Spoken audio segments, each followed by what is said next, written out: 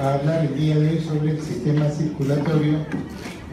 Y en la última parte vamos a hacer lo que es el corazón y el ejercicio, ¿no? Hoy día vamos a tener que terminar. Mañana empiezan el capítulo de Neumo. Como mañana es sábado, pueden quedarse un poquito más para tratar de empalmar las 3 clases entre mañana sábado y el miércoles, ya que viernes y sábado han decretado feriado. Entonces no vamos a tener cómo recuperar de otra forma las clases.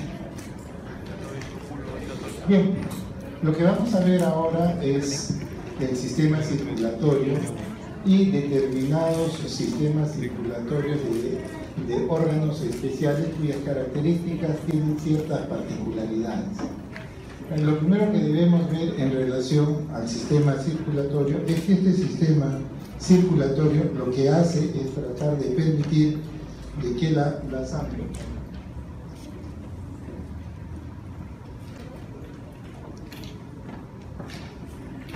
sangre circule a través de todo este sistema, llevando nutrientes, llevando oxígeno, llevando órdenes y mensajes a través de la sangre que se mueven, todo lo que se refiere al sistema endocrino, por ejemplo, que se mandan hormonas y utilizan la sangre como medio de transporte para poder actuar también en órganos a distancia. Entonces, la sangre no solamente transporta oxígeno y nutrientes, sino también lleva órdenes y mensajes de un órgano a otro órgano.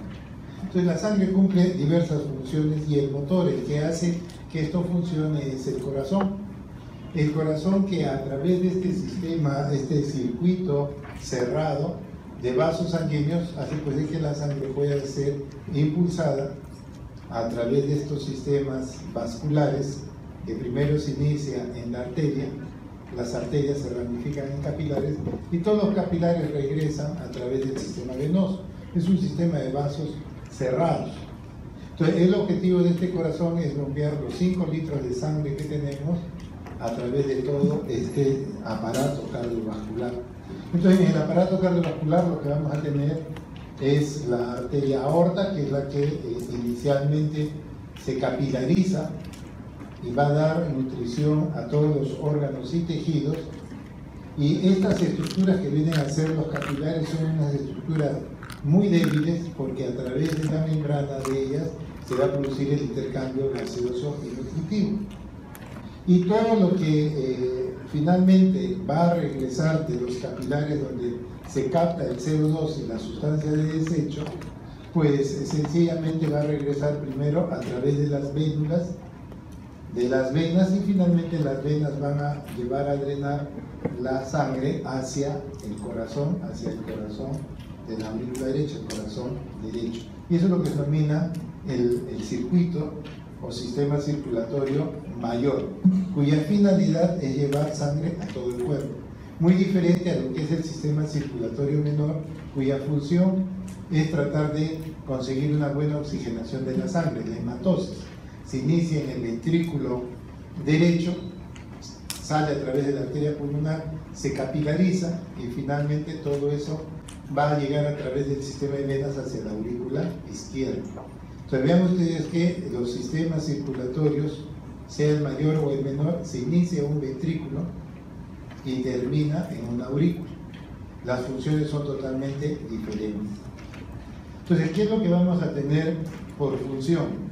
Pues como se menciona acá, poder transportar oxígeno, que es algo importante, nuestro organismo necesita de ese oxígeno, los nutrientes, pero también permite que las sustancias de desecho sean eliminadas del cuerpo a través de los pulmones, el CO2, o a través de los riñones, todo lo que vienen a ser los metabolitos. También a través de la sangre nosotros podemos regular la temperatura corporal. Una manera de regular la temperatura, el termostato que tenemos, es a través precisamente del sistema circulatorio. La sangre transporta calor. En determinado momento esta temperatura puede incrementarse.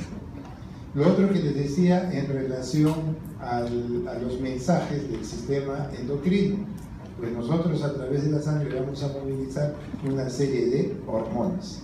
Y a través de la sangre se mueven nuestras defensas, los glóbulos blancos, los leucocitos. Ellos son nuestros órganos de defensa que en realidad utilizan la sangre como un medio de transporte. Ellos donde deben estar es donde nos están agrediendo. Entonces, en diferentes órganos y tejidos que nos agreden, ahí es donde deben llegar los glóbulos blancos y linfocitos.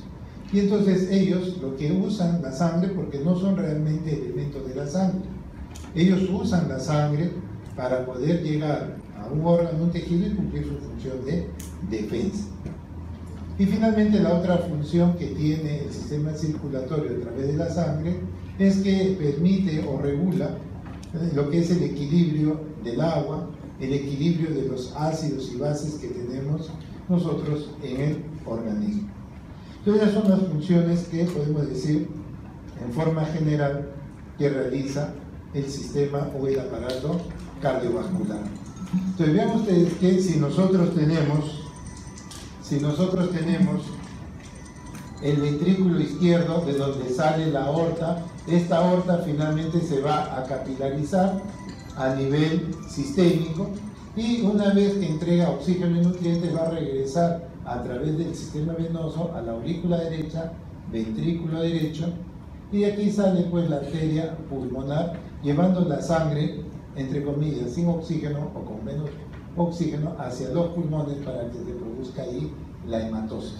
Una vez producido la hematosis, la sangre regresa a la aurícula izquierda y de ahí nuevamente al ventrículo izquierdo. Entonces lo que vamos a tener a ese nivel es dos sistemas: el sistema circulatorio mayor que se inicia en el ventrículo izquierdo a la aorta, se capilariza y finalmente termina en la aurícula derecha, y el sistema circulatorio menor que se inicia en el ventrículo derecho, cuya finalidad es llevar sangre a que se oxigene en los pulmones y esa sangre regresa a la aurícula izquierda. Entonces vamos a tener dos sistemas, el sistema mayor y el sistema menor. Elementos muy importantes precisamente la zona de los capilares. ¿Por qué? Porque en esa delgada zona, en ese sector, se va a producir el intercambio gaseoso y el intercambio nutritivo. Y entonces es lo que va a determinar finalmente ya sea la función de la circulación mayor a nivel sistémico o de la circulación menor a nivel de la hematosis en los pulmones. Pues bien, entonces estos dos sistemas van a permitir finalmente de que el corazón pueda cumplir su función de ser el motor y que permite que estos dos sistemas, el mayor y el menor, funcionen.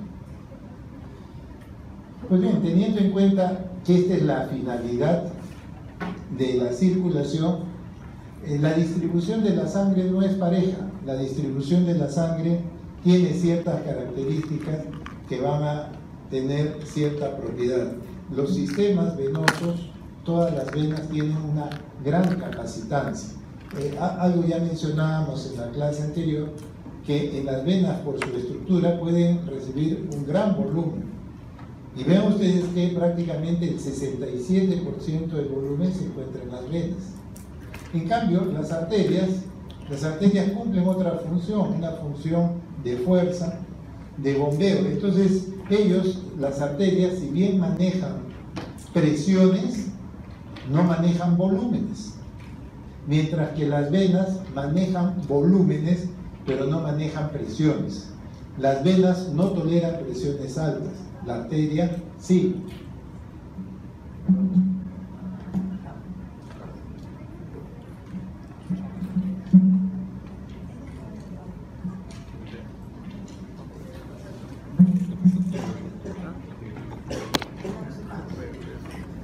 Entonces, los dos elementos importantes, por un lado las arterias manejan presión, pero no manejan volumen. Las venas es totalmente lo opuesto.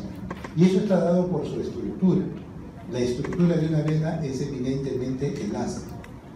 Las arterias, en cambio, no tienen elasticidad, y si la tienen en las grandes arterias, en la aorta en su inicio o en la pulmonar.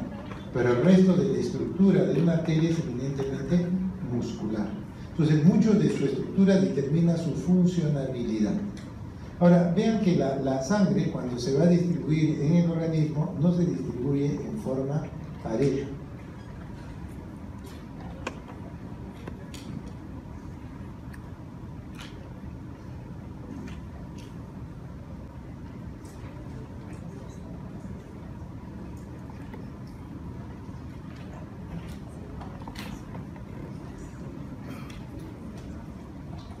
La sangre se va a distribuir de una forma dinámica. Si bien nosotros tenemos que, por ejemplo, los capilares es una estructura muy amplia, más o menos 2.500 centímetros cuadrados, cuando uno pone todos los capilares en extensión, esta es una superficie muy amplia. Es la mayor de todos, si ustedes ven, de toda la estructura del aparato cardiovascular son los capilares. Y es que acá es donde se va a producir pues, el intercambio nutritivo gaseoso. Entonces, esta tiene que ser una estructura muy importante. Entonces, la distribución de la sangre no es pareja, no es uniforme. La circulación mayor y la circulación menor manejan volúmenes variados dependiendo de la función que ejercen.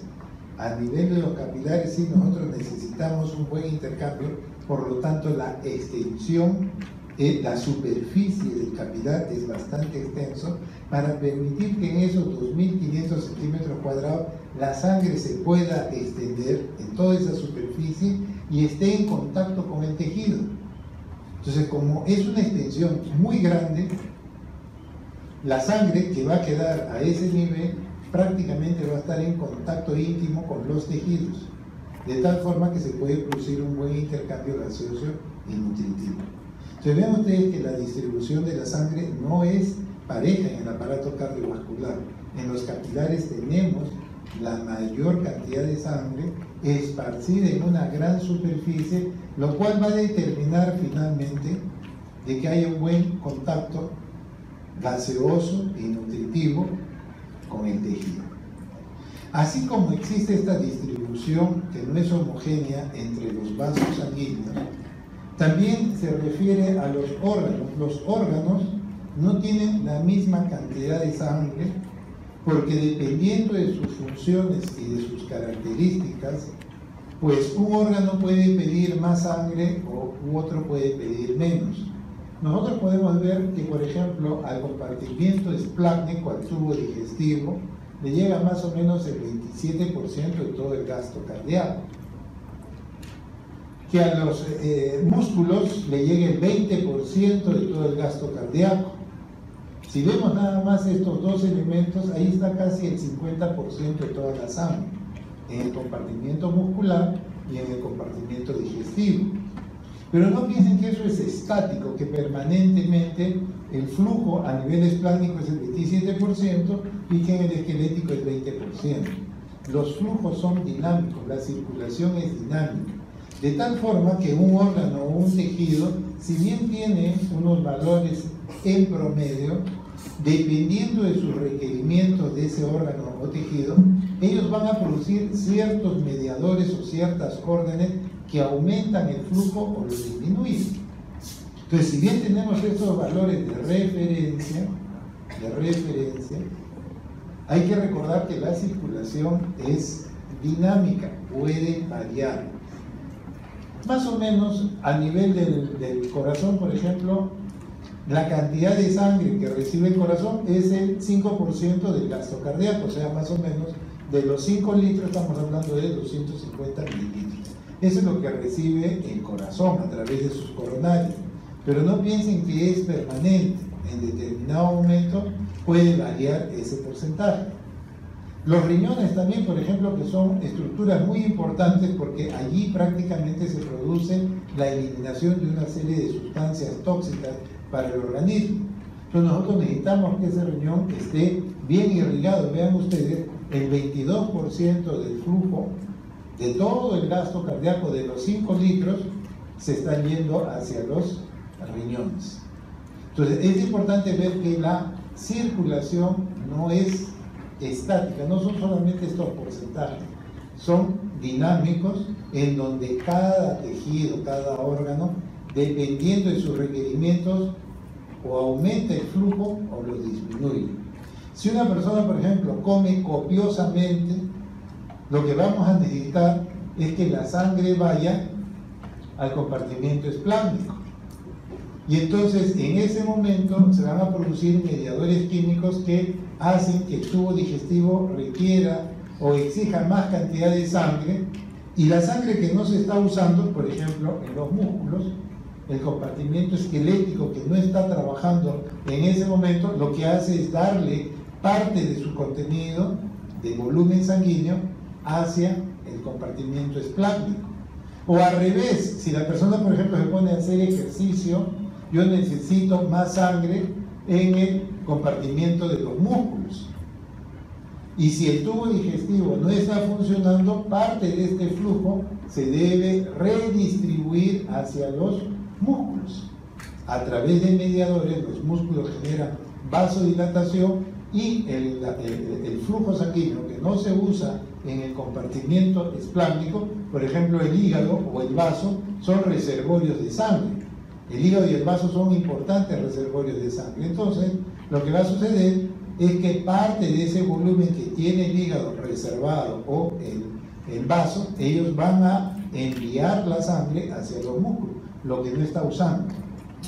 Y entonces a veces no es raro que cuando la persona hace ejercicio tiene dolor en el hipocondrio derecho o en el hipocondrio izquierdo. ¿Por qué? Porque el hígado o el vaso se contraen ligeramente para enviar parte de la sangre que no están usando, su reserva lo envía hacia el compartimiento muscular.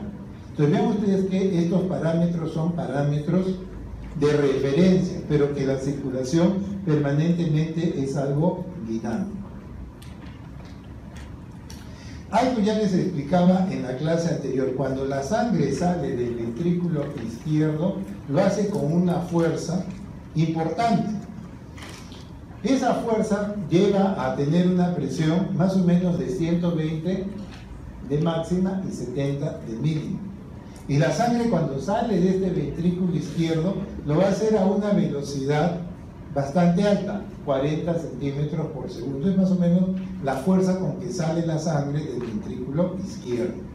Pues bien, esa fuerza y esa velocidad que hace que la sangre salga, si llega, por ejemplo, hacia los capilares, hacia la zona de los capilares, si la velocidad es 40 centímetros por segundo, pues a través de un capilar, pues en menos de un segundo ya lo atravesó y no va a poder entregar nutrientes. O con una presión de 120/70 el capilar va a estallar. El capilar más o menos soporta una presión no mayor de 35 milímetros de mercurio. Entonces, ¿qué debe pasar? Es lo que les explicaba en la clase anterior. Esta fuerza con que sale la sangre, producto del bombeo del ventrículo, al avanzar a través de las arterias, al principio la arteria aorta tiene un compartimiento elástico, pequeño, pero tiene compartimento elástico, de tal forma que cuando la sangre sale, recuerden que sale por el centro, avanza. Recuerden que la aorta no es un tubo hueco, vacío, es un tubo lleno de sangre.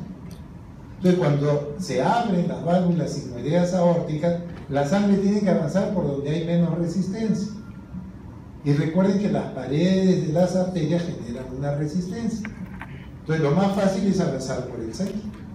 Entonces, la sangre va a avanzar por el centro en forma laminar, generando una parábola, más o menos, el flujo de salida. Pero sale con una fuerza de 120/70, y esa fuerza tiene que llegar al capilar no siendo mayor de 35. Entonces, algo debe pasar con esta fuerza de 120 que cae a menos de 35. Y entonces lo que va a suceder es que las arterias de mediano y pequeño calibre, ellas son estructuras eminentemente muscular. No tienen nada de capa elástica. Entonces, la sangre que tiene que atravesar esas arterias de mediano y pequeño calibre encuentran arterias con un componente muscular fuerte.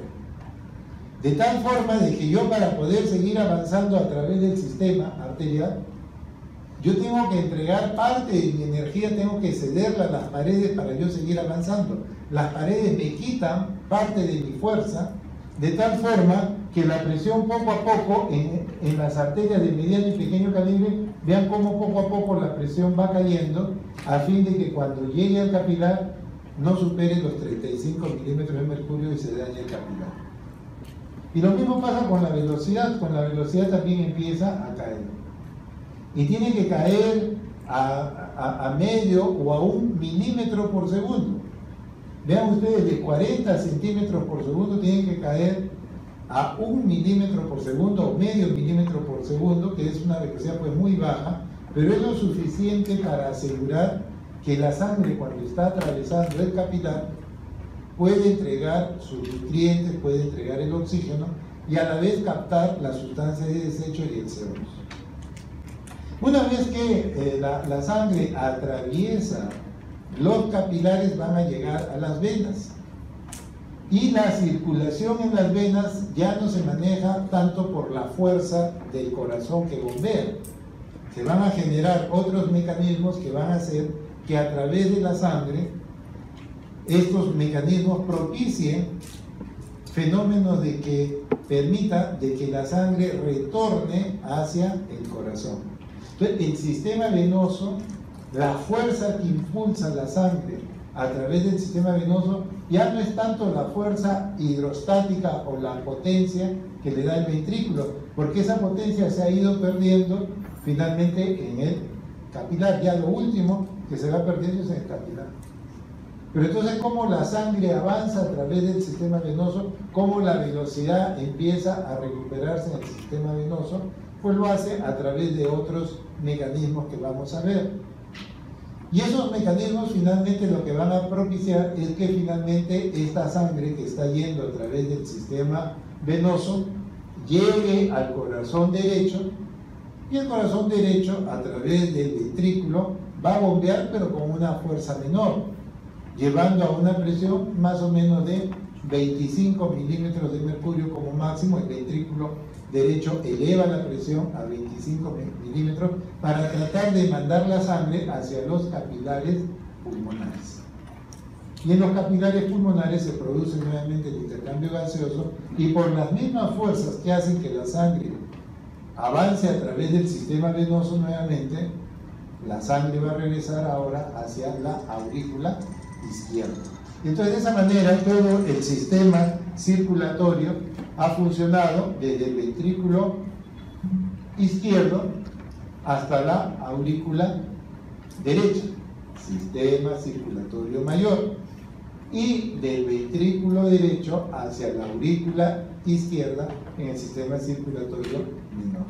Entonces, vean ustedes la importancia de la resistencia vascular periférica de las arterias de mediano y pequeño calibre, que son los que le van a ir restando fuerza y potencia para que finalmente los capilares no se vayan a dañar.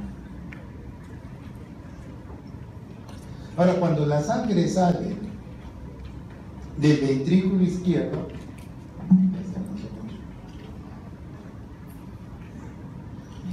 cuando la sangre sale del ventrículo izquierdo, hacia la aorta es un vaso que está lleno de sangre. Entonces, ahora entra un nuevo flujo por el centro. Y entonces lo que va a suceder es que la arteria se tiene que distender. Tiene que haber cierta elasticidad para que esa sangre que está avanzando por el centro siga avanzando. Entonces, ¿qué debe pasar con las paredes de la arteria? Como son elásticas al inicio, ellas se van a distender, y entonces lo que estamos en este punto, cuando la sangre sale en la sístole, en la inyección, la onda de pulso crece. Y es lo que hacemos cuando palpamos el pulso, vamos a sentir esta onda que crece en la sístole, en la eyección. Y una vez que el corazón ha bombeado sangre, pues el ventrículo se relaja y rápidamente la sangre va a tratar de regresar hacia el ventrículo izquierdo y se van a cerrar las sigmoideas aórticas. Entonces la sangre sale, y una vez que termina la sístole y el corazón entra en diástole, entonces la onda de pulso va a disminuir porque la fuerza de la sangre ya acabó y ahora más bien regresa. Recuerden que la sangre trata de regresar al ventrículo. Entonces la sangre ha salido con fuerza, se ha producido la eyección, los 70 mililitros han salido, y en el momento en que el ventrículo se relaja, en el momento en que el ventrículo entra en diástole, el ventrículo al relajarse pierde presión y rápidamente la sangre de la aorta va a tratar de regresar. Recuerden que la sangre se mueve de mucha presión a menos presión. La aorta tiene presión de 120 y el ventrículo empieza a relajarse y la presión cae. Entonces, rápidamente la sangre va a tratar de regresar. Entonces, cuando la sangre está tratando de regresar, cuando la sangre está tratando de regresar hacia el ventrículo, pues se van a cerrar las válvulas sigmoideas, las sigmoideas aórticas. Si ustedes recuerdan por anatomía, las válvulas sigmoideas aórticas tienen la forma de nido de paloma. Entonces, ¿qué va a suceder? Lo que va a suceder es que la sangre, al tratar de regresar, se van a cerrar los nidos de paloma y la sangre rebota. La sangre va a tratar de regresar al ventrículo, pero justo se cierran las sigmoideas. Entonces, ¿qué va a suceder? La sangre va a rebotar en esas sigmoideas cerradas. A rebotar va a generar esta imagen. Esto es la incisura y la onda dícrota. ¿Qué significa eso? Es la sangre que ha tratado de regresar y al encontrarse las sigmoideas cerradas rebota ligeramente. Eso se denomina incisura dícrota u onda dícrota. ¿Qué significa la incisura o onda dícrota? El cierre de las sigmoideas, en este caso las sigmoideas aórticas, ¿no? Las sigmoideas aórticas. Entonces vean ustedes que la onda de pulso tiene dos momentos. El momento máximo, que es en la máxima eyección sistólica, y en la diástole, que es el menor punto de la onda. Entonces, esa es la manera como la sangre sale, pero sale hacia arterias que en su inicio tienen un compartimiento elástico, como es la aorta, como es la pulmonar. Entonces, la sangre, cuando sale a través de la aorta, lo hace a través de un vaso que más o menos tiene un área entre 4.5 a 5 centímetros cuadrados, y a una velocidad que puede alcanzar a velocidad de 40 centímetros por segundo. Pues bien, la sangre va a ir a diferentes órganos y uno de ellos es el corazón. A nivel del corazón, nosotros lo que vamos a tener son las arterias coronarias. Y se llaman coronarias porque tienen la forma de una corona. Dan la vuelta alrededor del corazón en la parte alta y de ahí se van ramificando.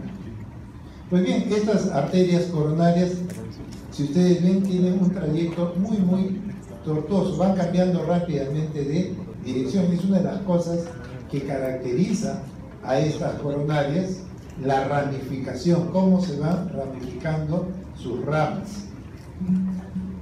Si ustedes ven un río, por ejemplo, cuando se está desplazando, el río puede llevar pues rocas, puede llevar ramas, pero cuando el río avanza en forma recta, pues los palos, las piedras, todo lo que transporta va por el centro.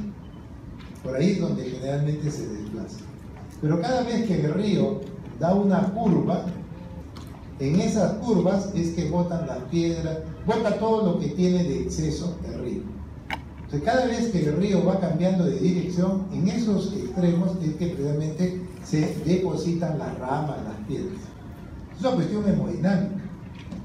En nuestras arterias también sucede lo mismo. Cada vez que la arteria cambia de dirección, la sangre va a botar el desecho o lo que tiene en exceso hacia las paredes arteriales. Cada vez que la arteria se ramifica,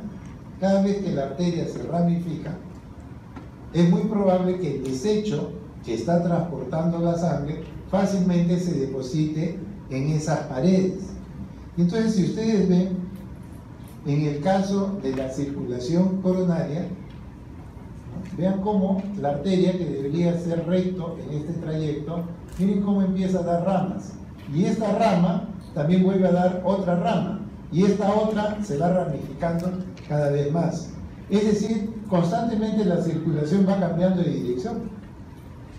¿Y qué puede suceder? Que el exceso de lo que está transportando esta sangre puede ir y justo depositarse en esas ramificaciones. Y las coronarias son muy ramificadas. ¿Qué les quiero decir con esto? Si aquella persona tiene un colesterol en exceso en sangre, si la persona tiene mucha grasa en la sangre, cada vez que la sangre cambia de dirección, va a botar el exceso de la grasa hacia la pared arterial.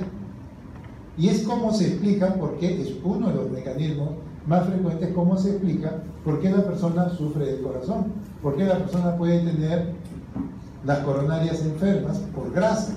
Y es que la grasa se va depositando justo en estas arterias que se ramifican mucho, y las coronarias se ramifican demasiado. Entonces hay todo un mecanismo por el cual se explica que aquellas personas que tienen exceso de grasa en las arterias, esa grasa se deposita justo en las coronarias, y por eso tanta mortalidad cardiovascular. La gente muere de un infarto, producto un poco de la anatomía, pero sobre todo de que la persona tiene exceso de grasa en las arterias. Pues bien, como les decía, nosotros tenemos, y recuerden por anatomía, dos coronarias. La coronaria, quizás la más importante en extensión, es la coronaria izquierda. ¿Por qué es más importante la coronaria izquierda? Por su irrigación. El corazón es un músculo que bombea sangre, y ¿qué necesita? Pues ese corazón necesita oxígeno para poder trabajar. Es un órgano aeróbico. Entonces, este corazón, a través de su coronaria izquierda, va a recibir sangre ¿hacia qué sector? Hacia el ventrículo izquierdo, hacia el tabique, los 2/3 anteriores del tabique interventricular, hacia la punta del corazón. Es decir, la coronaria izquierda irriga la mayor extensión del ventrículo. Recuerden que la parte más importante del corazón son los ventrículos. Las aurículas son reservorios de sangre, pero el motor en sí es el ventrículo. Entonces, la arteria coronaria izquierda irriga prácticamente la pared anterior, la pared lateral del ventrículo izquierdo, irriga los 2/3 anteriores del tabique interventricular e irriga la punta. Mientras que la coronaria derecha lo que va a irrigar es fundamentalmente la cara posterior o cara inferior del ventrículo izquierdo. La cara posterior o inferior lo irriga la coronaria derecha y también irriga al ventrículo derecho. Entonces, si uno habla cuál es la arteria más importante en extensión, es la coronaria izquierda, es la que más debemos cuidar. Sin embargo, desde el punto de vista eléctrico, el que lleva sangre al nodo sinusal es la coronaria derecha. La coronaria derecha es la que lleva sangre a una estructura eléctrica muy importante como es el nódulo sinusal. Pero ¿cuál es la arteria más importante? La arteria más importante es la coronaria izquierda por su extensión. Por su extensión hay mayor músculo irrigado, pero eléctricamente el punto que nos interesa es el nodo sinusal. ¿Vamos? Una cosa es la extensión como motor, como función de bomba, y otra cosa es la parte eléctrica. Pues bien, entonces este corazón nosotros lo tenemos acá graficado. Vamos a tener dos coronarias. Vamos a tener la coronaria derecha, que viene y da origen a la descendente posterior. Por eso es que irriga la cara posterior o cara inferior del ventrículo. La coronaria izquierda, que viene con su descendente anterior, que llega a la punta y da la vuelta. Y la circunfleja, que da la vuelta en forma de un anillo. Y forman pues la corona, por eso se llaman coronarias, las coronarias que tenemos a nivel del corazón. Eso ya es por una cuestión que deben saber desde el punto de vista de anatomía. Si bien esto es una cuestión anatómica, nosotros cuando hacemos los estudios de hemodinámica también podemos ver la coronaria. Acá tenemos la coronaria derecha, esta es la que va al nodo sinusal, y cómo da origen a la coronaria derecha en la descendente posterior que va a la cara inferior del ventrículo izquierdo. Y acá tenemos la coronaria izquierda que viene por la descendente anterior. Esto es lo real, lo otro es una cuestión de diagrama. Así son las coronarias. Y las coronarias se van ramificando. Y en esas ramificaciones se puede desarrollar el depósito de grasa, el proceso de la aterosclerosis.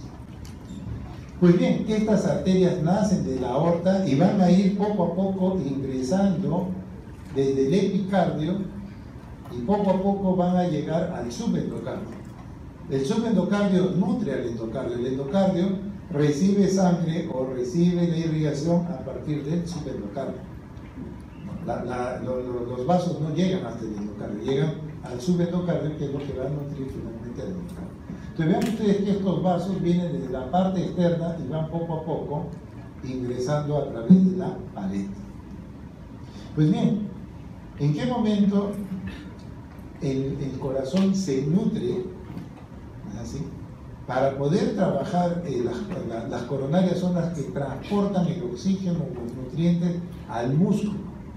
Es muy diferente la circulación que llega a las cavidades, a la aurícula, al ventrículo, que es el flujo que va a trabajar a través del corazón, es el flujo que el corazón tiene que bombear. Pero esa sangre que llega a la aurícula o el ventrículo no es el que nutre al motor, el que nutre al motor son las coronarias. Y entonces vamos a tener acá las coronarias que van desde el epicardio hasta el subendocardio. ¿En qué momento el corazón se nutre, se irriga? Pues el corazón recibe el oxígeno y los nutrientes durante la diástole. En la sístole, cuando se produce la sístole, el músculo se contrae, las paredes musculares se contraen y los vasos que están en el interior van a ser comprimidos. Entonces el corazón se nutre, se irriga en diástole. En diástole las paredes, el músculo ventricular va a estar relajado. En ese momento se puede irrigar perfectamente el corazón. Entonces, el corazón se nutre en la diástole. El corazón no se nutre en sístole. El 5% de la sangre que llega a las coronarias, o sea, más o menos los 250 mililitros que recibe, esa sangre se va a desplazar a través de las coronarias en el momento diastólico. En la diástole el corazón se nutre. ¿Estamos? Normalmente, ¿cuánto dura la sístole? ¿Se acuerdan? ¿Cuánto duraba la sístole? 3 décimas de segundo. 3 décimas de segundo. ¿Cuánto duraba la diástole? 6 décimas de segundo. Entonces vean ustedes cómo el corazón se nutre durante la diástole. Es muy importante la diástole para que este corazón pueda trabajar en forma adecuada. ¿Está? Si yo tengo un corazón que, por ejemplo, lo acelero, genero que el corazón esté en taquicardia o que la frecuencia cardíaca se incremente. Ese solo hecho de hacer que mi corazón se acelere va a hacer que mi ciclo cardíaco se acorte. ¿Estamos? Entonces, si mi corazón se acelera, lógicamente mi ciclo cardíaco se tiene que acortar. Se va a acortar la sístole y se va a acortar la diástole. O sea, esos 3 décimos de segundo se va a acortar, no mucho, pero se acorta. ¿Quién es el que se acorta más? La diástole. Cuando el corazón se acelera, la sístole se acorta, pero no tiene mucho que acortarse, porque dura 3 décimas de segundo. En cambio, la diástole dura más, 6 décimas. Entonces, cuando el corazón se acelera, lo hace a expensas de ¿quién? No tanto de la sístole, sobre todo de la diástole. Y si yo estoy acortando la diástole, ¿qué puedo generar? Que el tiempo de nutrición, de oxigenación del músculo cardíaco sea menor. Entonces, si mi corazón es acelerado, si mi corazón late muy rápido, para un paciente coronario, un paciente que tiene mala circulación en las coronarias, un paciente que sufre de angina de pecho, ellos que necesitan una buena irrigación del corazón. Entonces, a estas personas que sufren del corazón, que tienen problemas de mala circulación del corazón, ¿qué les conviene? ¿Tener su corazón lento o acelerado? ¿Ah? ¿Qué le conviene? ¿Acelerado? Si se acelera el corazón más, su diástole se va a cortar y es el momento en que se nutre su corazón. Entonces, en el paciente coronario que tiene mala circulación, nos conviene que su diástole dure más. Y si yo quiero que el corazón dure más su diástole, lo que debo hacer es que el corazón vaya más lento. ¿Qué le conviene a un paciente coronario? ¿Qué le conviene a un paciente que sufre las coronarias? Tiene mala circulación en las coronarias. Que sus corazones sean lentos. ¿Para qué? Para que la diástole dure más. Y si la diástole dura más, le permite nutrirse mejor. Porque en ese momento es que reciben a través de las coronarias el flujo sanguíneo. Entonces vean ustedes que aproximadamente el 80% del flujo sanguíneo coronario izquierdo va a ocurrir en el momento de la diástole. Y que la circulación va desde la parte alta, o sea, desde el epicardio, desde afuera del corazón, hasta el subendocardio. Ahora, como les decía, la circulación de los órganos y tejidos no es estático, es dinámico. Dependiendo de los requerimientos del corazón, el flujo a través de las coronarias puede aumentar o puede disminuir. ¿De qué va a depender eso? Del mismo corazón. El corazón, a través de su propio metabolismo, si necesita más sangre o menos sangre, puede generar vasodilatación para que llegue más sangre o vasoconstricción para que le llegue menos sangre. Y eso lo hace a través de ciertos mediadores químicos. Producirá adenosina, producirá potasio, hidrogeniones que hacen que la circulación mejore. Entonces, eso es lo que va a determinar finalmente que el corazón tenga más flujo o menos flujo. Otro órgano importante es el cerebro. El cerebro recibe más o menos el 15% del gasto cardíaco. Es lo que más o menos va a recibir en relación, lógicamente, también a su peso. Pues bien, ¿quiénes son los que van a regular el flujo en el cerebro? Bajo determinadas circunstancias el cerebro pide más sangre o menos sangre y lo va a hacer a través de los mecanismos que regulan el flujo, que son dos, lo que se llama la respuesta miógena de los vasos o el CO2. ¿En qué consiste la respuesta miógena de los vasos? Si la presión sube, si la presión arterial en nuestro cuerpo sube, esa presión alta puede dañar el cerebro, puede dañar la neurona o la glía. ¿Cómo se protege el cerebro? Vasoconstricción. Si la presión sube a nivel sistémico en el cuerpo, los vasos cerebrales se cierran para proteger que esa presión alta no dañe al cerebro. Y si la presión baja, pues más bien el cerebro quiere sangre y lo que hace es vasodilatación. Entonces, esta apertura o cierre de los vasos, un mecanismo es la respuesta miógena de los vasos. Los músculos, la capa media de la pared del vaso se abre o se cierra dependiendo si la presión sube o baja. Si la presión sube, los vasos se cierran. Si la presión baja, los vasos cerebrales más bien se abren. Otro mecanismo que regula la presión es el CO2. Cuando se incrementa el CO2 se produce vasodilatación. Cuando el CO2 disminuye en sangre, pues lo que vamos a tener es una vasoconstricción. Entonces, el incremento del CO2 abre la circulación, vasodilatación, y la disminución hace lo contrario. Ellos son los que van a regular la circulación a nivel del cerebro. Ahora, si ustedes recuerdan, el cerebro pues es uno de los órganos más importantes. Cuando un sujeto hace un paro cardíaco, lo primero que debemos tratar es mantener buena oxigenación del cerebro. ¿Por qué? Porque el cerebro es el órgano que menos tolera la falta de oxígeno, es el que menos tolera la isquemia. Entonces, fundamentalmente, el cerebro es lo que nosotros debemos tratar de preservar cuando un paciente, por algún problema serio, hace un paro cardíaco. El paciente, cuando hace un paro cardíaco, no hay circulación. El primer órgano que va a sufrir esa falta de oxígeno es el cerebro. Y uno tiene 4 minutos para recuperar rápidamente la función del cerebro sin que éste se dañe. Son los 4 minutos más importantes. El corazón, el riñón, el hígado aguantan y soportan la isquemia más tiempo, pero el primero que no tolera esa isquemia es el cerebro. Muy bien, esas son algunas características de la circulación cerebral. La otra estructura que tiene ciertas características es el compartimiento esplácnico, el tubo digestivo, que es una estructura muy importante porque recuerden que prácticamente todo lo que comemos tiene que pasar hacia el hígado.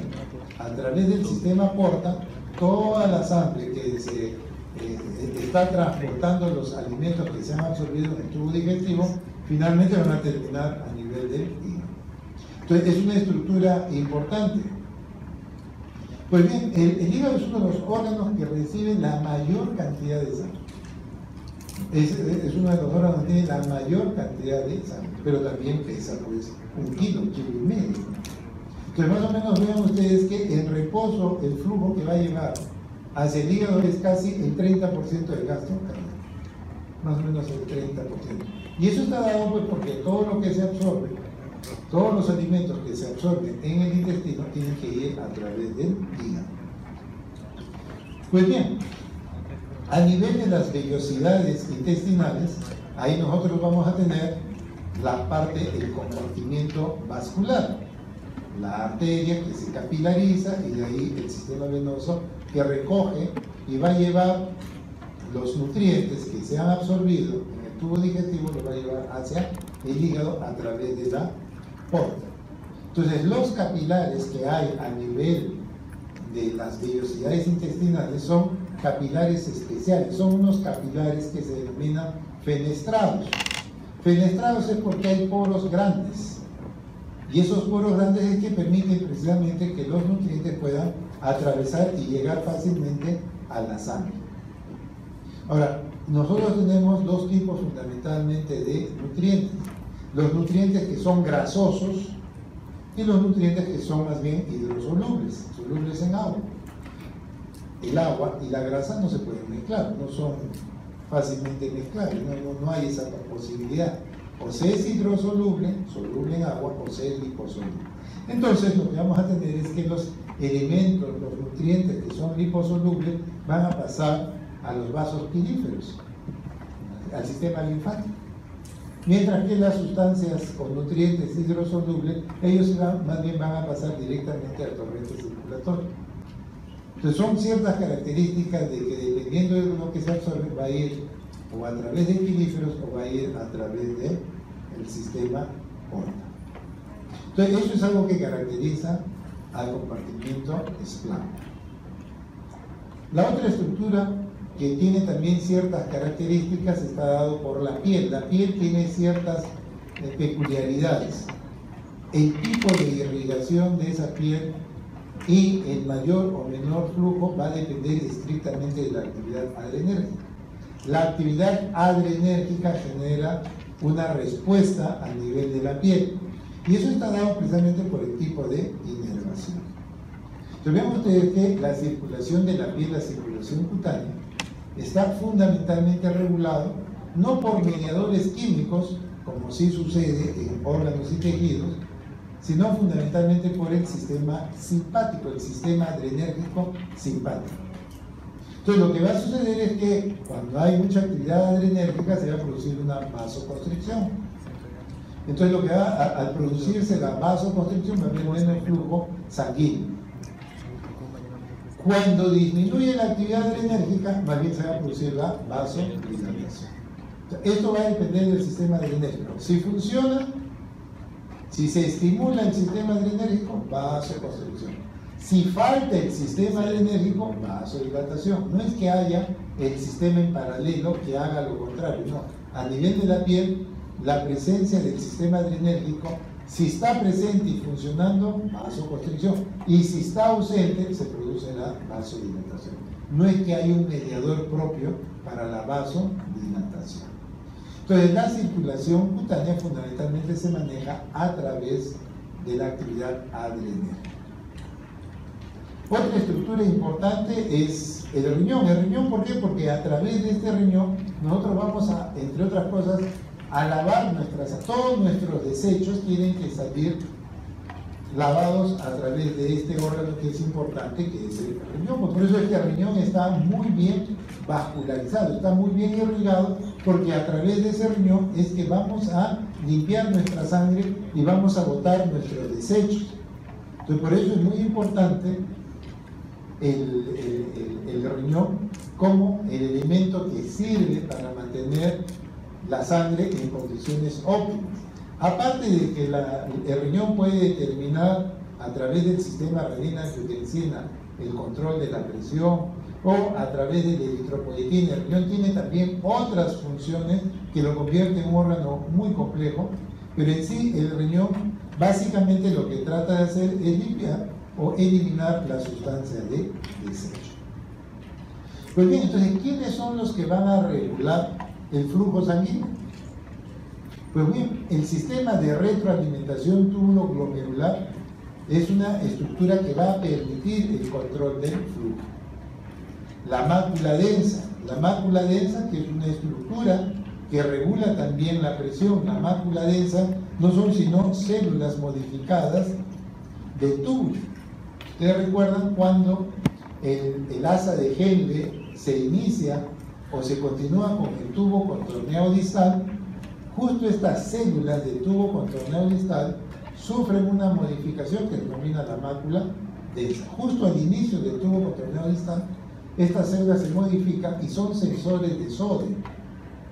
Entonces, si el sodio baja a nivel de la mácula densa, inmediatamente esa disminución del sodio va a hacer suponer que nuestra presión arterial está baja y la mácula densa ordena que se libere o se active el sistema renina-angiotensina, de tal forma que se produzca vasoconstricción y la presión se eleve. Entonces, en la mácula densa es un conjunto de células que es parte del tubo contorneado distal que han sufrido una modificación y que se vuelven sensores. ¿Son sensores de qué? De la presencia del sodio.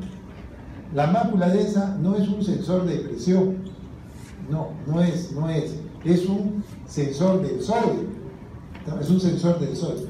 Cuando el sodio está disminuido a nivel de la mácula densa, al captar que el sodio está disminuido, genera una respuesta para liberar renina, angiotensina y se produzca vasoconstricción. Pero si el sodio está incrementado, más bien no se va a activar la mácula densa, no se va a producir la liberación de renina. Entonces, muy importante a nivel de esta mácula densa, a nivel de este tubo contorneado distal, se suceden esas modificaciones. Ahora bien, la renina se está produciendo en células muy cercanas al glomérulo. A eso se llama aparato yuxtaglomerular, están al costado del glomérulo. Entonces, a nivel de la arteriola aferente que ingresa hacia el glomérulo, esa arteriola aferente sufre en su pared de esta arteriola, sufre una modificación las células y se denominan células yuxtaglomerulares. ¿Por qué? Porque están al costado del glomérulo.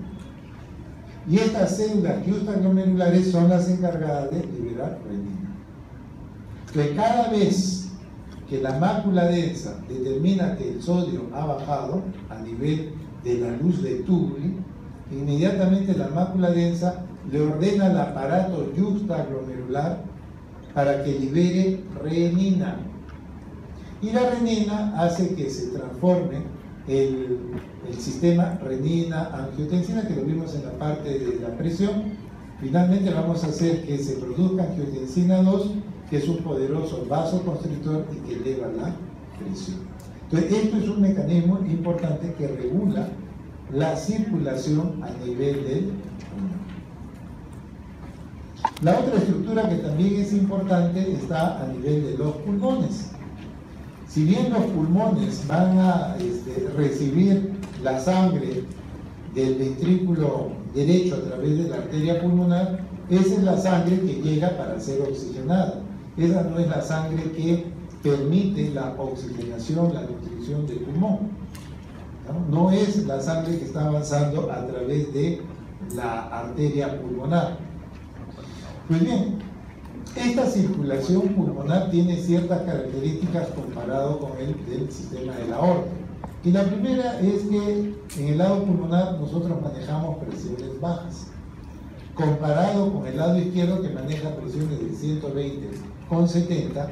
A nivel de la parte pulmonar las presiones son más bajas, llegando a un máximo de 25 a 26 la máxima y de mínima de 8, comparado con los 120/70 que se observa en el lado. ¿Quién es el determinante de este tipo de situación? El por qué el corazón derecho maneja menos presión. Uno es porque la sangre que tiene que salir del ventrículo derecho tiene que ir a un territorio cercano. El ventrículo derecho en relación a los pulmones está muy cercano. Entonces, no hay problema en relación a que no tengo que hacer como ventrículo derecho un mayor trabajo para bombear, como sí sucede en el lado izquierdo, que tengo que bombear hasta los pies o hasta el cerebro. Entonces, el ventrículo derecho bombea con menos presión, con menos esfuerzo. Pues bien, no solamente ahí queda en la situación, sino que hay que ver que la resistencia pulmonar es mucho menor que la resistencia sistémica. Eso lo hablamos en la clase anterior. La resistencia pulmonar es menos que la sistémica. De tal forma que el ventrículo derecho, para sacar la sangre, que está enviándola a un territorio cercano y que tiene menos resistencia, le permite a este corazón derecho hacer un menor esfuerzo y tener una presión máxima de 25-26, que no es mucho comparado con el izquierdo. Eso es lo que caracteriza a esta circulación pulmonar. Y bueno, la distribución de sangre está regulado precisamente por la presencia del oxígeno, pero del oxígeno anular.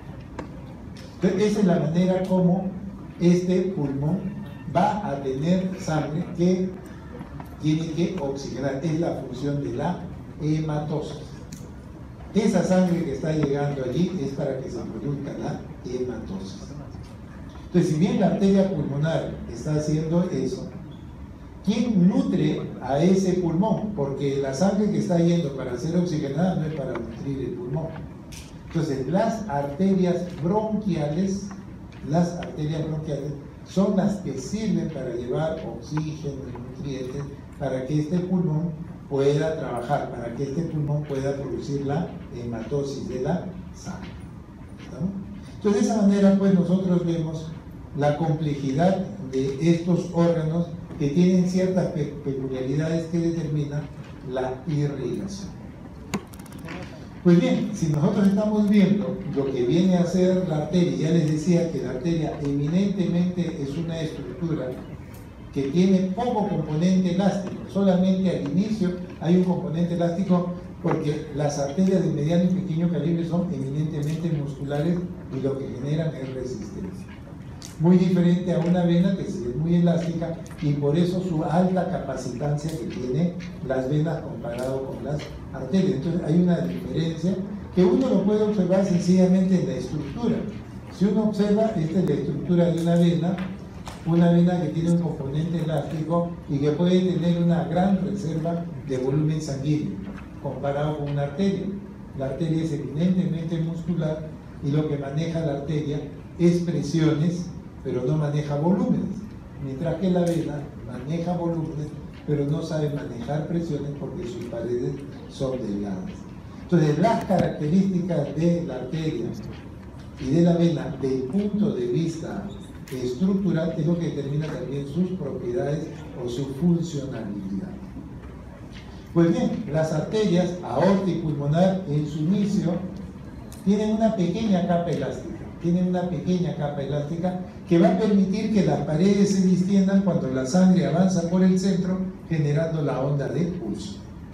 Pero conforme la arteria se va ramificando y vamos a tener arterias de mediano y pequeño calibre, estas arterias pierden su componente elástico, ya no hay componente elástico.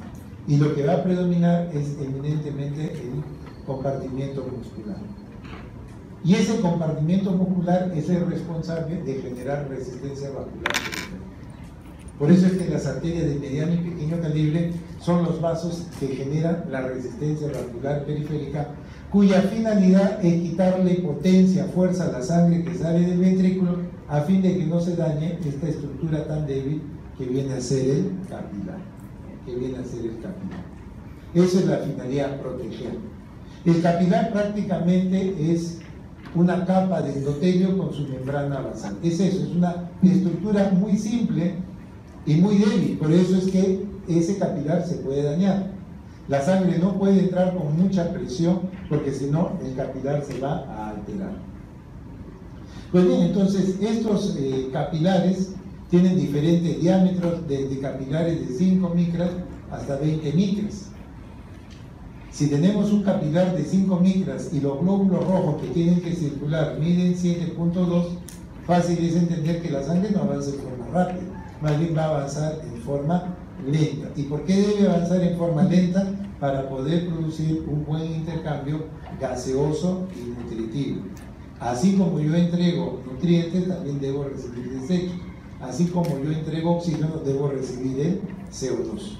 Y por eso la importancia de que en los capilares la estructura sea lo suficientemente delgada para que haya un buen intercambio gaseoso y nutritivo. Pues bien, ¿cuál es la unidad de la microcirculación? Los capilares, las unidades microcirculatorias se basan en la última rama de la arteria. La última rama de la arteria se denomina metaarteriola. La metaarteriola es la última rama ya de la arteria. Después de eso, ¿qué continúa? El capilar. Pero entre esta metaarteriola y el capilar existe una llave de protección al capilar. Como el capilar es muy débil, yo tengo que protegerlo, y el que lo protege es este esfínter de Jacobi. El esfínter de Jacobi es como si fuera una llave de protección. De tal forma que si por determinado mecanismo la sangre tiene que entrar a los capilares con mucha fuerza, el esfínter de Jacobi se cierra. Se cierra para que el capilar no se dañe. Y si necesitamos más sangre en los capilares, el esfínter de Jacobi se abre.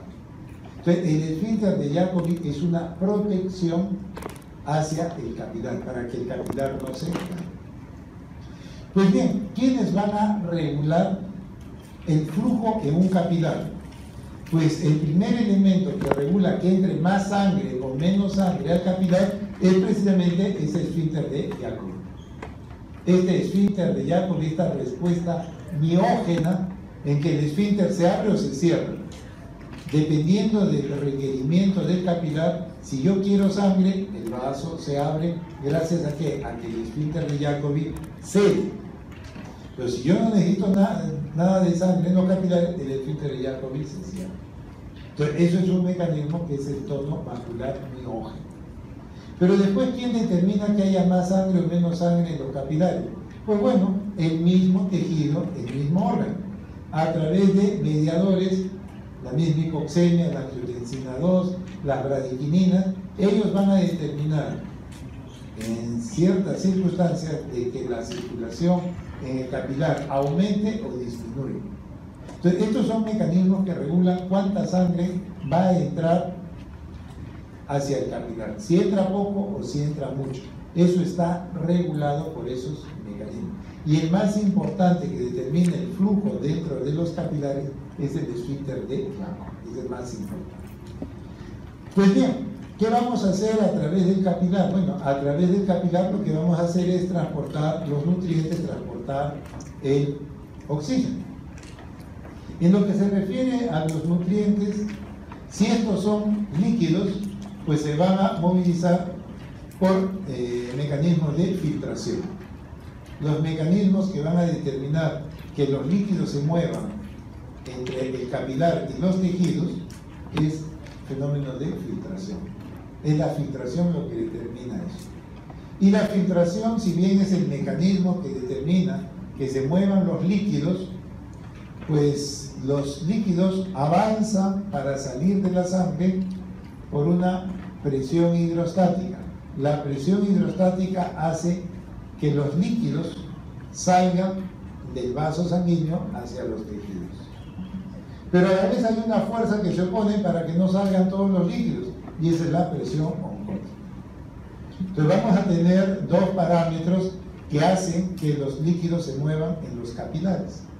La hidrostática, que sacan los líquidos, y la oncótica, que se opone a que salgan los líquidos. Dependiendo de eso, los líquidos salen o no salen. ¿Qué sucede con los solutos? Bueno, los solutos van de mayor concentración a menos concentración. Se mueven por principios de difusión. Difunden de más concentración a menos concentración.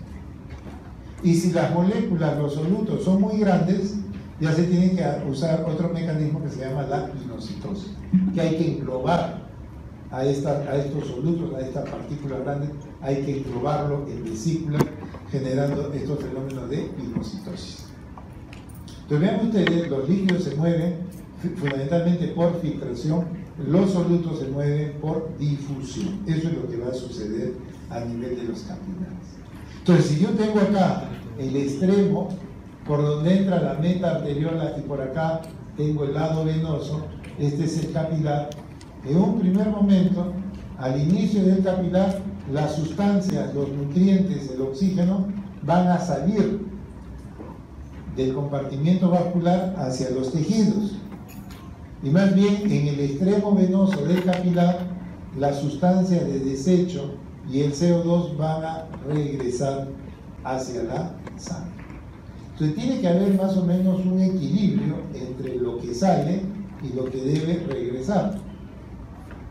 La idea es que no se acumulen líquidos o sustancias en los tejidos, porque puede generar problemas.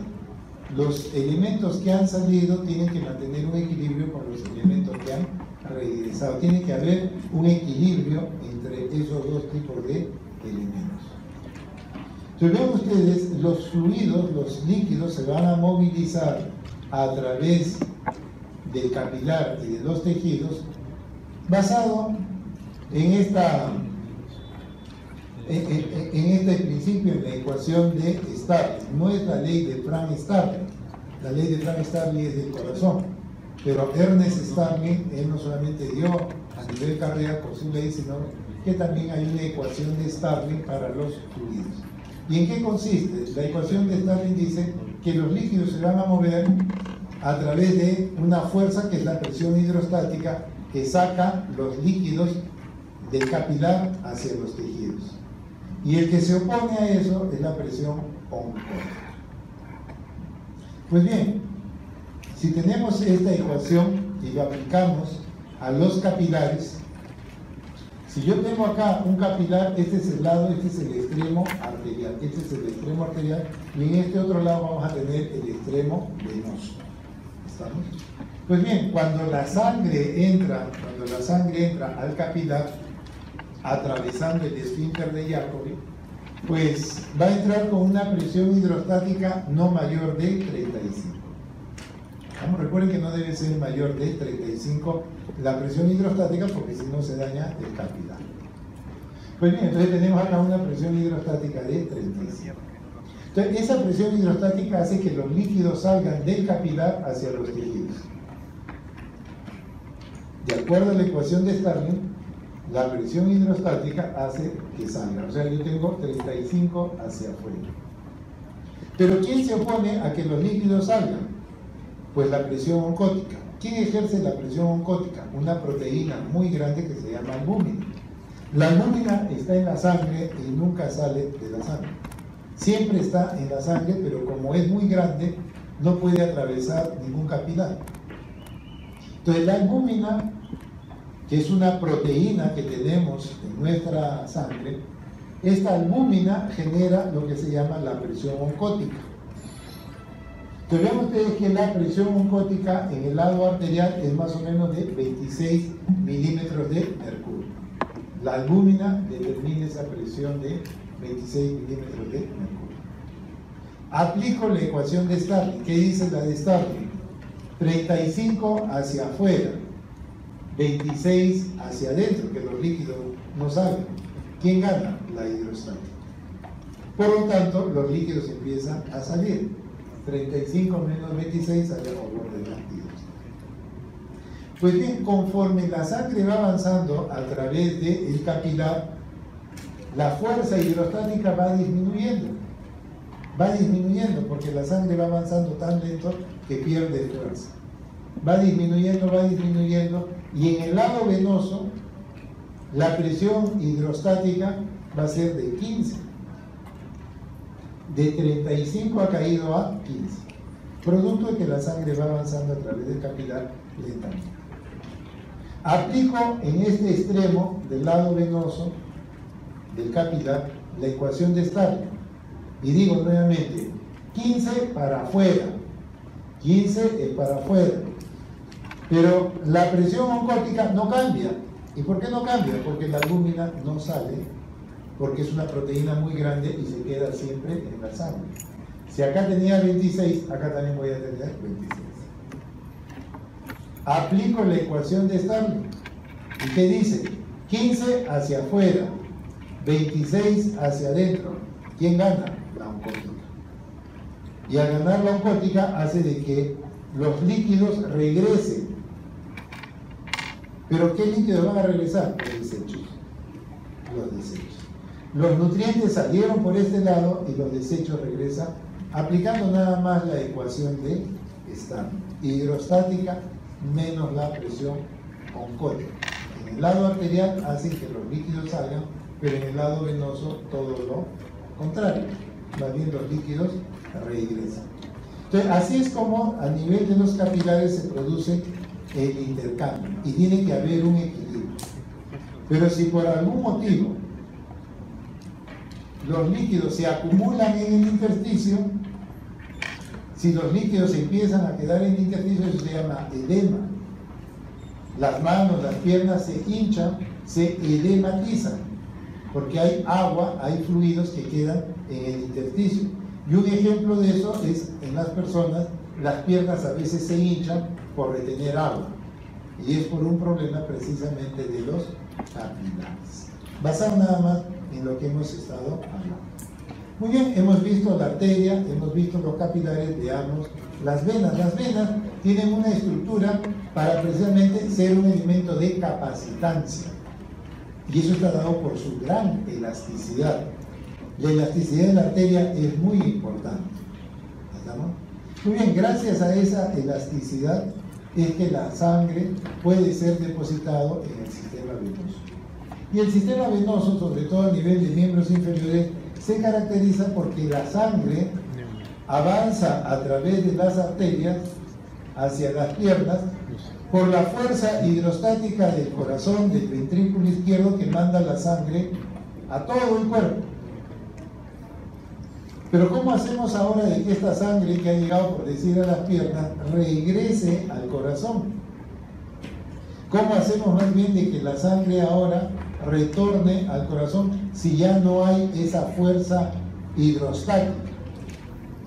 Y bueno, una manera que el organismo tiene para poder permitir que la sangre regrese al corazón son las válvulas.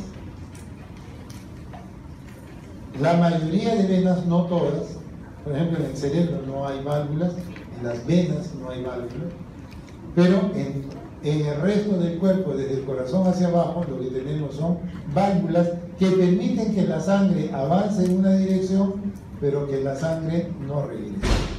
Entonces yo puedo hacer, si ustedes ven, este trayecto, esta vena que tenemos acá, esta vena, por mecanismos que vamos a ver, va a hacer que la sangre retorne al corazón, pero cuando esos mecanismos dejan de funcionar, esa sangre inmediatamente va a regresar hacia los pies.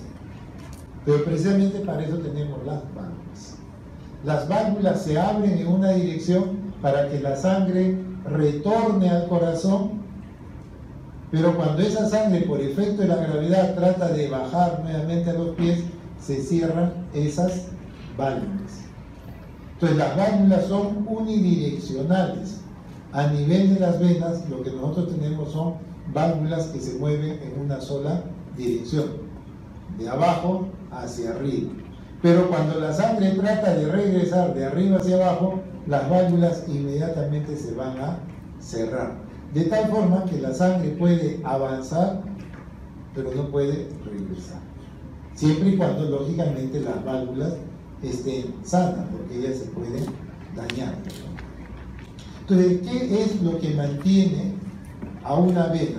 Una vena se mantiene por su estructura, por sus capas musculares, que es delgada, pero tiene allí. La vena se mantiene porque recibe influencia de la noradrenalina. La noradrenalina genera vasoconstricción. Y si no está presente, vasodilatación. Pues bien, ¿cuáles son los mecanismos que van a hacer que la sangre regrese al corazón? Lo primero es la presión negativa intratorácica. Cada vez que nosotros inspiramos sin darnos cuenta, al inspirar la presión dentro del tórax se vuelve negativa en relación al abdomen, de tal forma que si yo tengo poca presión o presión negativa intratorácica y presión positiva abdominal, pues sencillamente la sangre se mueve de más presión a menos presión. Entonces cada vez que yo inspiro sin darme cuenta, estoy generando una presión negativa intratorácica en relación al abdomen, de tal forma que hago que la sangre regrese de más presión a menos presión. Ese es el principal mecanismo que uno tiene para que la sangre regrese al corazón. El segundo mecanismo es el caminar. Cuando nosotros caminamos, cuando nosotros hacemos cualquier tipo de movimiento, los músculos, al contraerse, comprimen la vena. Cada vez que uno camina, hace ejercicio, por eso es bueno para las venas caminar. Cuanto más camine la persona, los músculos se contraen y la sangre que está en las venas inmediatamente se dirige hacia el corazón. Entonces vean ustedes que si yo tengo un volumen de sangre en ese sector de la vena y cada vez que yo inspire o cada vez que yo camine, voy a generar una presión que hace de que la sangre ascienda, regrese al corazón.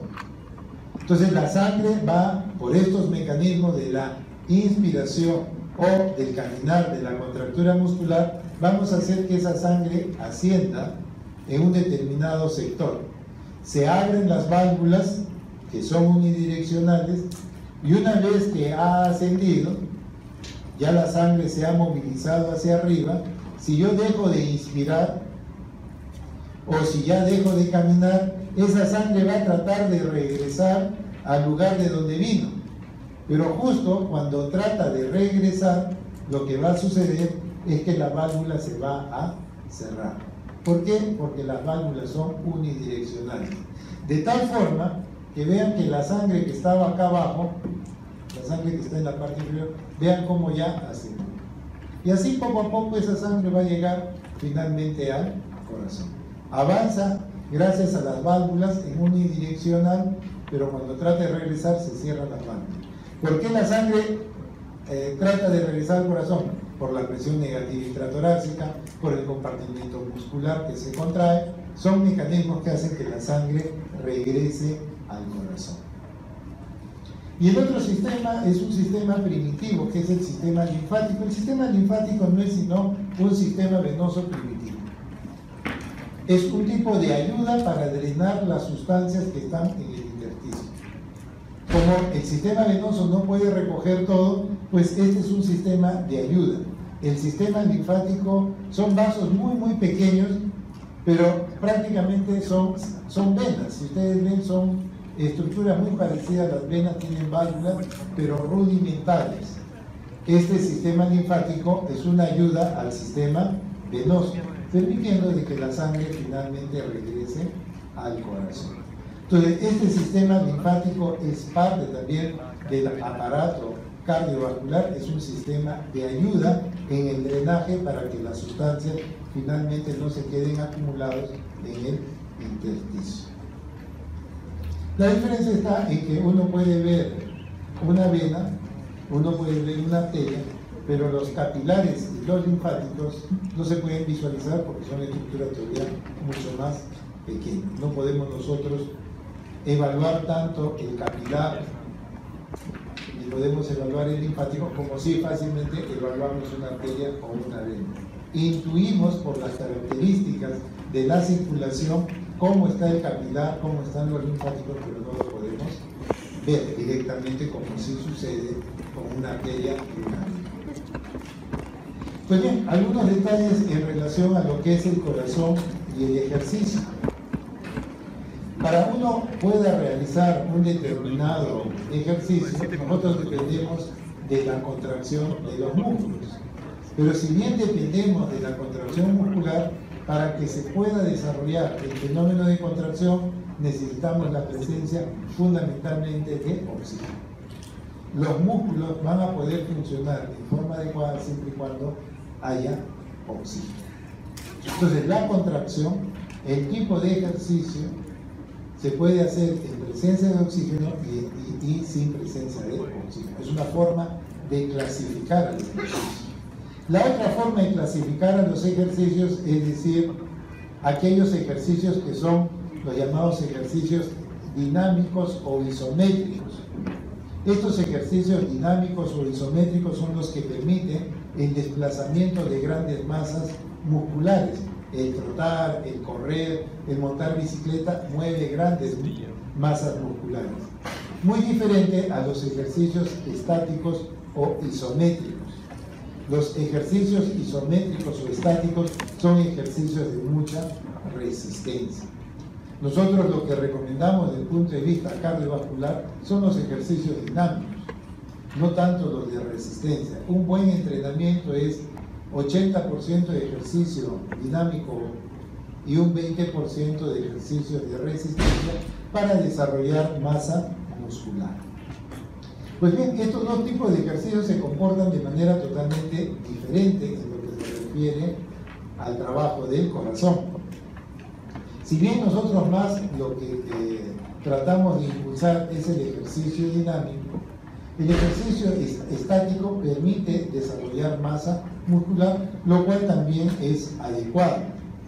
Pero si uno exagera el ejercicio estático, más bien puede ser contraproducente al aparato cardiovascular. Y eso está dado sobre todo por el comportamiento que va a suceder en todo el sistema cardiovascular entre un ejercicio dinámico y un isométrico. Vean ustedes que hay una diferencia clara entre estos dos ejercicios en relación a la respuesta que nosotros podemos hacer del punto de vista hemodinámico. ¿Qué sucede cuando una persona practica un ejercicio dinámico? La frecuencia cardíaca se incrementa, el gasto cardíaco se incrementa, la resistencia vascular disminuye. Ese es un importante elemento. La resistencia vascular va a tender a disminuir. ¿Y eso qué va a condicionar? Que la presión sistólica aumente, pero que la diastólica disminuya. ¿Qué sucede cuando hace uno un ejercicio isométrico o estático? Si bien la frecuencia cardíaca se incrementa, el gasto cardíaco puede aumentar ligeramente, vean ustedes que la presión diastólica también se incrementa. Ahora, no solamente está dado en el incremento, lo que sucede es que el ejercicio dinámico o ejercicio isotónico permite que en forma gradual estas variables se vayan incrementando. La frecuencia cardíaca, de acuerdo al ejercicio isométrico que hago, en cambio va a subir brusco.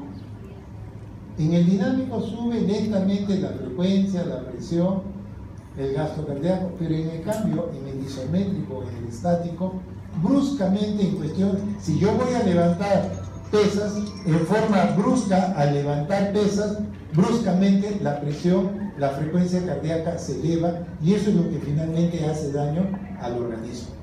Entonces es muy diferente el ejercicio dinámico que el ejercicio isométrico. Son más recomendables los dinámicos. Y si esto se hace en presencia de oxígeno es mejor, porque lo que más va a limitar a un músculo su trabajo es el oxígeno.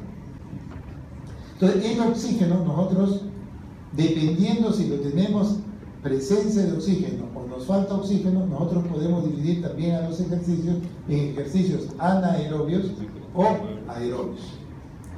Aquellos que tienen presencia de oxígeno es aerobio. El que no tiene oxígeno va a ser anaerobio. ¿Qué ejercicios nos conviene a nosotros? Los aerobios. Los anaerobios no, porque a la larga esos más bien van a ser contraproducentes para el organismo. Entonces los ejercicios desde el punto de vista que nosotros tenemos que ver, nos conviene los ejercicios que sean aerobios y que sean más bien ejercicios dinámicos, más que un ejercicio anaerobio. ¿Por qué? Porque lo que va a suceder en el ejercicio anaerobio es que va a desgastar al organismo, va a permitir la presencia de ácido láctico que puede propiciar dolor, malestar a nivel del compartimento muscular. Entonces la recomendación desde el punto de vista cardiovascular es el ejercicio aerobio, el ejercicio ejercicio aeróbico. Ahora, cuando una persona hace ejercicio, pues generalmente el organismo va a comportarse de una manera totalmente diferente al que se cree. Es muy diferente hablar que una persona viva del deporte, que sea deportista, a una persona que hace ejercicio. Nosotros lo que recomendamos es el ejercicio, 30, 45 minutos, 3 veces por semana o si quieren todos los días. No es muy recomendable volverse deportista porque tiene sus riesgos.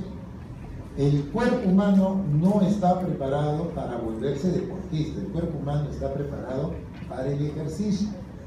El deporte, supuestamente creemos que un deportista es una persona saludable. En realidad, la mayoría de los deportistas son enfermos, producto precisamente de que tratan de hacer que el cuerpo trabaje más de lo adecuado y tiene sus riesgos. Vean ustedes, los cambios que van a suceder solamente en la parte cardiovascular, el corazón, el tamaño del corazón en una persona que vive del deporte es muy diferente al que hace ejercicio. El que hace ejercicio no tiene nada de lo que está ahí. La persona que hace ejercicio es saludable, pero el que vive del deporte hace que el corazón se endurece, se vuelve hipertrófico. Y cuando la persona tiene un corazón hipertrófico, pueden hacer muerte súbita. Y por eso no es raro que a veces sale por allí un deportista que cae fulminado por una arritmia que lo mató por tener el corazón grueso. Una cosa es hacer ejercicio y otra cosa es volverse deportista. Volverse deportista tiene un riesgo. Si usted no sabe hacer otra cosa y quiere ser deportista, le gusta el deporte, pues no, hágalo, pero tiene que saber un riesgo, muerte súbita. Eso sucede, es que eso sucede. Es que nosotros creemos que la persona que hace, que es deportista, es el modelo, y no es verdad. La persona que corrió la maratón, Filipides, ¿qué le pasó cuando terminó de correr la maratón? Se desplomó muerto, porque el cuerpo no está preparado para eso. El nómade corría por su presa o por su pareja, después no hacía otro tipo de ejercicio. Ya la cuestión comercial ha ido cambiando. Hacer ejercicio es bueno, pero volverse deportista engruesa el corazón, y eso hay que decirlo, engruesa el corazón y tiene sus riesgos. Ese es el deportista. No confundan con el que hace ejercicio. El corazón de un deportista bombea con más fuerza, sí, el volumen sistólico, el volumen de eyección genera mayor fuerza este corazón, que es un corazón más grueso, y por eso es que bombea con más fuerza, que está preparado para un deportista. Conforme la persona se entrene, la frecuencia cardíaca va a disminuir. Entonces lo que vamos a tener en una persona que está practicando una disciplina deportiva es que el corazón se va a volver un corazón más lento. Y si se vuelve el corazón más lento, pues imagínense que una persona tenga una frecuencia de 60 latidos por minuto, que es lo adecuado, y que puede bajar a 50 con el ejercicio, pero si se entrena puede bajar a 40 o a 35. Eso ya genera un riesgo que puede complicar al paciente. Entonces, muy diferente, si bien la frecuencia cardíaca ayuda el que esté disminuido, pero no que baje a 35, 37, como a veces se ve en los deportistas. Los limitantes en los deportistas es finalmente el ácido láctico. A mayor acidez, la persona ya no va a poder hacer el ejercicio en forma adecuada. Y finalmente, la presión arterial, que si bien ayuda el deporte para que la presión aumente la máxima y disminuya la mínima, y terminado el deporte, la presión se normaliza, eso sí es un factor que ayuda al deportista, pero lamentablemente tiene otro riesgo que viene a ser el de muerte. Entonces, lo recomendable, ¿qué cosa es hacer ejercicio? Eso es al menos lo que nosotros recomendamos. El ejercicio es sano, el deportista tiene ciertos factores que modifican todo el aparato cardiovascular y que tienen cierto riesgo.